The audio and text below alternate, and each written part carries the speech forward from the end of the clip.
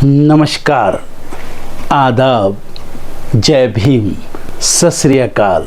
मैं हूँ माजिद सिद्दीकी और आप देख रहे हैं फोकस हिंदुस्तान न्यूज़ चैनल। आज की ख़ास खबरें सब्सक्राइब करें, लाइक करें, शेयर करें। फिर आऊँगा एक ताज़ा खबर को लेकर माजिद सिद्दीकी।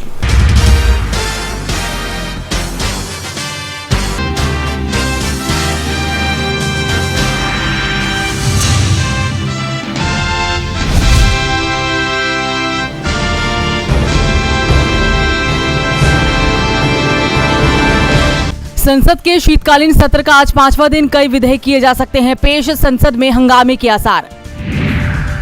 मध्य प्रदेश में आज बीजेपी तय करेगी सीएम का नाम। भोपाल में होगी बीजेपी विधायक दल की बैठक। शिवराज के अलावा आधा दर्जन से ज्यादा लोग सीएम पद की दौड़ में। पीएम मोदी आज लॉन्च करेंगे भारत को विकसित देश बनाने की योजना। विकसित भारत @2047 वर्कशॉप का दिया गया है नाम। जम्मू कश्मीर में अनुच्छेद 370 को निरस्त किए जाने के खिलाफ सुप्रीम कोर्ट में सुनवाई आज। केंद्र सरकार ने 5 अगस्त 2019 को अनुच्छेद 370 को निरस्त किए जाने का ऐलान किया था। पीएम मोदी महाराष्ट्र के नागपुर का दौरा करेंगे। मेट्रो के दूसरे चरण की रखेंगे आधारशिला। 4000 पुलिसकर्मी पीएम की सुरक्षा में तैनात। हिमाचल प्रदेश की सुक्खू सरकार के कार्यकाल को हुआ 1 साल। पुलिस मैदान धर्मशाला में होगा रोड शो। खड़गे भी करेंगे शिरकत। केंद्रीय मंत्री अनुराग सिंह ठाकुर के हिमाचल दौरे का आज दूसरा दिन। विकसित भारत संकल्प यात्रा कार्यक्रम में करेंगे शिरकत। बनारस की अदालत में आज ज्ञानवापी परिसर की सर्वे रिपोर्ट दाखिल कर सकती है एएसआई। आज स्टील सिटी आ रहे मुख्यमंत्री हेमंत सोरेन जनता तक पहुंचाएंगे सरकार की योजनाएं। राजस्थान में सीएम का ऐलान कल। ऑब्जर्वर राजनाथ सिंह, विनोद तावड़े और सरोज पांडे करेंगे घोषणा। भारतीयों के खिलाफ हेट क्राइम की जांच करेगा अमेरिका। भारतीयों के खिलाफ हेट क्राइम के मामलों की विशेष रूप से होगी सुनवाई। यूक्रेन की राजधानी कीव पर रूस ने किया हवाई हमला। 2 लोग घायल, कई इमारत हुए क्षतिग्रस्त। मिस्र में राष्ट्रपति के लिए मतदान शुरू। 3 दिन तक चलेगा राष्ट्रपति पद के लिए मतदान। 18 नवंबर को आएंगे नतीजे। श्रीलंकाई नौसेना ने 25 भारतीय मछुआरों को लिया हिरासत में। स्वदेश वापस के लिए विदेश मंत्री जयशंकर को लिखा गया पत्र। अभी तक कुल 220 भारतीय मछुआरे गिरफ्तार हुए हैं। अवैध प्रवासियों पर ईरान की कड़ी कार्रवाई। 13,000 से अधिक अवैध अफगान प्रवासियों को देश से निकाला। देश के 16 प्रांतों में अफगान नागरिकों के प्रवेश पर प्रतिबंध लगाने की घोषणा की गई। हिंडनबर्ग रिसर्च के डंक से उभरा अडानी ग्रुप। जमकर पैसा लगा रहे विदेशी निवेशक। अडानी ग्रुप ने रिन्यूएबल प्रोजेक्ट के लिए $1.4 अरब जुटाए। आमदनी 98, खर्चा ₹1.5। जापान देश पर जीडीपी से 3 गुना ज्यादा कर्ज। जापान कुल बजट का 22% हिस्सा ब्याज चुकाने में जाता है। भारतीय बाजार में आज सेंसेक्स ने 17,000 का रिकॉर्ड बनाया। सेंसेक्स ने पहली बार 17,000 का लेवल पार करके नए शिखर पर बाजार को पहुंचा दिया। टाटा मोटर्स ने 3% तक बढ़ाए कमर्शियल गाड़ियों के दाम। 2% महंगी मिलेगी ऑडी की कारें। 1 जनवरी 2024 से लागू होंगी नई कीमतें। जुबिलेंट एग्री के सीईओ मनु आहूजा का निधन। 55 साल की उम्र में ली आखिरी सांस। मौत की वजह पता नहीं।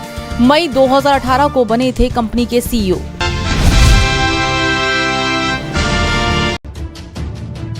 सुप्रीम कोर्ट ने अनुच्छेद 370 को निरस्त किए जाने की प्रक्रिया को सही करार दिया है। सोमवार को फैसला सुनाते हुए सुप्रीम कोर्ट ने माना कि अनुच्छेद 370 एक अस्थायी प्रावधान था। सुप्रीम कोर्ट ने कहा कि संविधान सभा की सिफारिशें राष्ट्रपति पर बाध्य नहीं थी। अनुच्छेद 370 का अस्तित्व समाप्त होने की अधिसूचना जारी करने की राष्ट्रपति की शक्ति जम्मू कश्मीर संविधान सभा के भंग होने के बाद भी बनी रहती है। फैसले में कहा गया कि अदालत राष्ट्रपति के फैसले पर अपील पर विचार नहीं कर सकती। अनुच्छेद 370 के तहत विशेष परिस्थितियां मौजूद हैं या नहीं।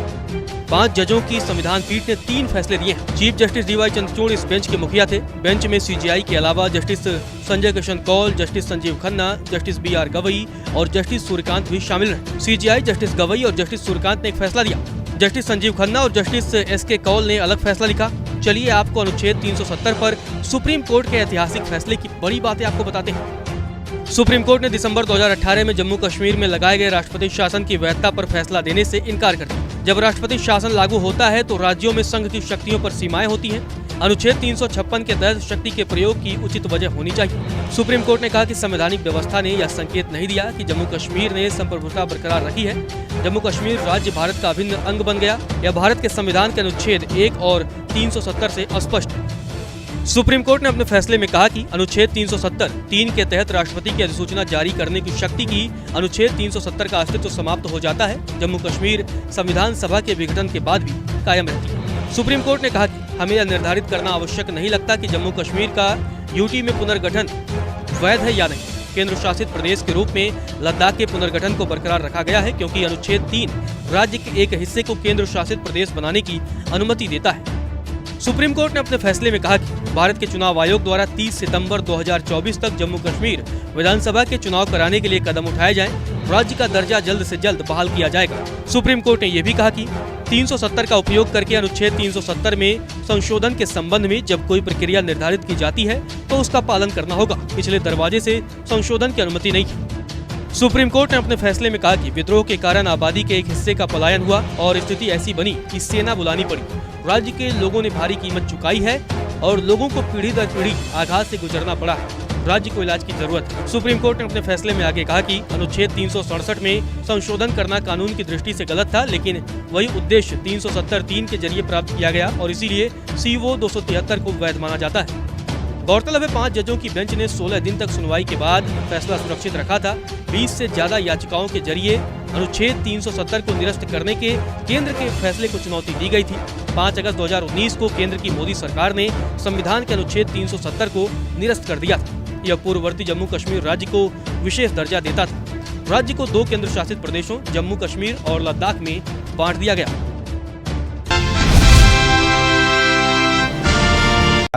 और पार्लियामेंट और कैसे पार्लियामेंट एक रेजोल्यूशन पास करेगा जो असेंबली को पास करना था।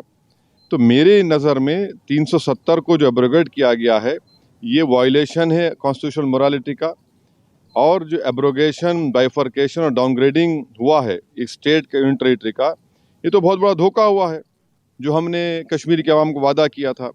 मैं पहले भी कहा हूँ, आज भी कह रहा हूँ कि अब ये तो लेजिटिमाइज हो चुका है कोर्ट से। तो कल बीजेपी को कोई नहीं रोक सकेगा चेन्नई, कोलकाता, हैदराबाद और मुंबई को यूटी बनाने के लिए।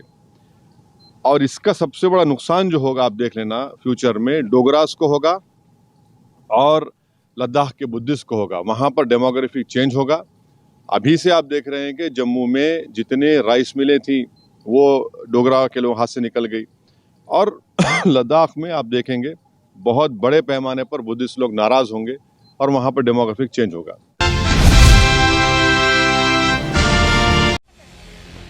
कैश फॉर क्वेरी मामले में घिरी टीएमसी सांसद महुआ मोइत्रा की संसद सदस्यता खत्म हो गई है, जिसके बाद बीजेपी की भी मुश्किलें बढ़ गई हैं। ऐसा हम इसलिए कह रहे हैं कि जब से सांसद महुआ मोइत्रा पर ये कार्रवाई की गई है तब से उनकी लोकप्रियता काफी बढ़ती दिख रही है। इसके साथ ही लोग महुआ के साथ अपनी सहानुभूति भी दिखा रहे हैं, जो कि बीजेपी के लिए पश्चिम बंगाल में एक बड़ी मुश्किल खड़ी कर सकती है। महुआ मोइत्रा पर कार्रवाई के बाद सारा विपक्ष एक साथ खड़ा होकर इस फैसले का विरोध कर रहा है। विपक्ष का इस तरह से एकजुट होना बीजेपी को तगड़ा झटका दे सकता है, क्योंकि कुछ दिन पहले जब बीजेपी ने यह दावा किया था कि सारी विपक्षी पार्टी आपस में ही लड़ रही हैं, तब ये तस्वीर कहीं न कहीं उसके लिए परेशानी खड़ी करने वाली है। कि तृणमूल कांग्रेस सांसद महुआ मोइत्रा पर पैसे लेकर सवाल पूछने का आरोप था। महुआ मोइत्रा पर बीजेपी सांसद निशिकांत दुबे ने आरोप लगाया था, जिसमें उन्होंने कहा था कि महुआ ने बिजनेसमैन दर्शन हीरानंदानी के कहने पर संसद में अडानी ग्रुप और पीएम मोदी पर लगातार हमला बोला और इसी मुद्दे से जुड़े सवाल उठाए। दुबे ने आरोप लगाया था कि इसके बदले बिजनेसमैन से महुआ मोइत्रा को गिफ्ट्स मिले। महुआ पर यह भी आरोप लगे थे कि उनकी अपनी संसदीय आईडी का लॉगिन और पासवर्ड व्यापारी के साथ उन्होंने शेयर किया, जिसके बाद इस जांच के लिए एथिक्स कमेटी बनाई गई, जिसने इस पूरे मामले की जांच की और इसे सही बताया। जिसके बाद स्पीकर ओम बिरला ने कहा, ये सदन समिति के निष्कर्ष को स्वीकार करता है कि सांसद महुआ मोइत्रा का आचरण एक सांसद के रूप में अनैतिक और अशोभनीय था, इसलिए उनका सांसद बने रहना उचित नहीं है। इस मामले पर संसद की एथिक्स कमेटी ने जाँच की थी और इसमें 500 पेज का बाकायदा रिपोर्ट भी बनाया था। उसी रिपोर्ट को लोकसभा में पेश किया गया। रिपोर्ट पेश होने के बाद विपक्ष ने इस पर जमकर हंगामा किया, लेकिन इन सब के बीच लोकसभा में चर्चा के बाद महुआ मोइत्रा को संसद की सदस्यता से निष्कासित कर दिया गया। बीजेपी को शर्मिंदा होना चाहिए, बीजेपी को देश के सामने माफी मांगनी चाहिए। जो सरकार नोटबंदी का सबसे बड़ा फैसला लाई हो और कहती है उसके बाद काला धन खत्म हो जाएगा, व्यक्ति के घर पर या उस जगह पर इतना पैसे कैसे निकल रहा है। और हम कांग्रेस सांसद धीरज प्रसाद साहू से जुड़ी एक डिस्टिलरी यूनिट से जब्त की गई नकदी की गिनती 5वें दिन भी जारी है। कई गिनती मशीनें खराब हो गई है। छत्तीसगढ़ के इस मामले में कथित तौर पर गिनती मशीनों की तुरंत मरम्मत के लिए कुछ मैकेनिक बैंक में मौजूद रहे। इस खबर की खूब चर्चा हो रही है क्योंकि मामला 300 करोड़ से ज्यादा का है। वहीं दूसरी ओर इस पर जमकर सियासी बयानबाजी भी शुरू हो गई है। अब समाजवादी पार्टी प्रमुख अखिलेश यादव का बयान सामने आया है। उन्होंने इस मुद्दे पर बीजेपी सरकार को जमकर घेरा है। उन्होंने पहले ट्वीट पर अपना रिएक्शन दिया। उन्होंने लिखा, हाल में जो बेइंतहा नकदी बरामद हो रही है उससे बीजेपी सरकार को नोटबंदी की नाकामी का स्मारक बनवा देना चाहिए और उसके नीचे देश की अर्थव्यवस्था को बर्बाद करने के लिए अपना माफीनामा भी लिखवा देना चाहिए। इसी बात पर सरकार ये भी बताए कि कानपुर में उनके अपनों से पकड़ी गई सैकड़ों करोड़ की नकदी में आखिर में कितना वापस किया और क्यों। अखिलेश यादव सिर्फ ट्वीट करके ही नहीं रुके। मैनपुरी पहुंचे अखिलेश यादव ने मीडिया से बातचीत में कहा, बीजेपी को शर्मिंदा होना चाहिए और देश के सामने माफी मांगनी चाहिए कि उनकी नोटबंदी जैसी योजना फर्जी निकली। आप खुद सुनिए अखिलेश यादव ने क्या कहा। बीजेपी को शर्मिंदा होना चाहिए और बीजेपी को देश के सामने माफी मांगनी चाहिए। बीजेपी को शर्मिंदा होना चाहिए, बीजेपी को देश के सामने माफी मांगनी चाहिए इस बात के लिए कि नोटबंदी जैसी योजना उनकी फर्जी निकली। ये एक साहू नहीं, इस तरह के न जाने कितने घरों में लोगों के पास पैसा होगा। सरकार अगर ये बात कह रही है कि किसी घर में 250 करोड़ से ज्यादा पैसा निकला है तो सरकार ये भी बताए कि 2000 रुपए जो आपने छापे थे वो किन किन बैंकों में, किस जिले में, किस बैंक की ब्रांच में सबसे ज्यादा जमा हुए हैं।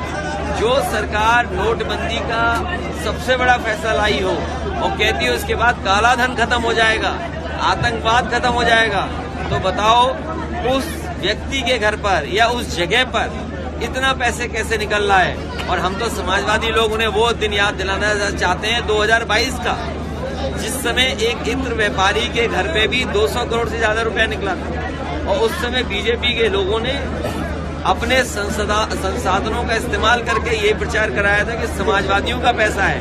हम उन्हीं बीजेपी के लोगों से कहना चाहते हैं कि वो इत्र व्यापारी पे अगर समाजवादियों का पैसा था तो अब तो चुनाव आ गया है, कम से कम आधा ही हम लोगों के पास भिजवा। दर्शकों, देख लिया आपने हमारे वीडियो को। हमें खुशी होगी कि आपने हमारे न्यूज़ को लाइक किया और दूसरों को शेयर किया। अगर अभी तक हमारे चैनल फोकस हिंदुस्तान को सब्सक्राइब नहीं किया है तो तुरंत सब्सक्राइब करें, कमेंट करें और बेल आइकॉन को प्रेस करें। हम हाजिर हैं खबर के लिए।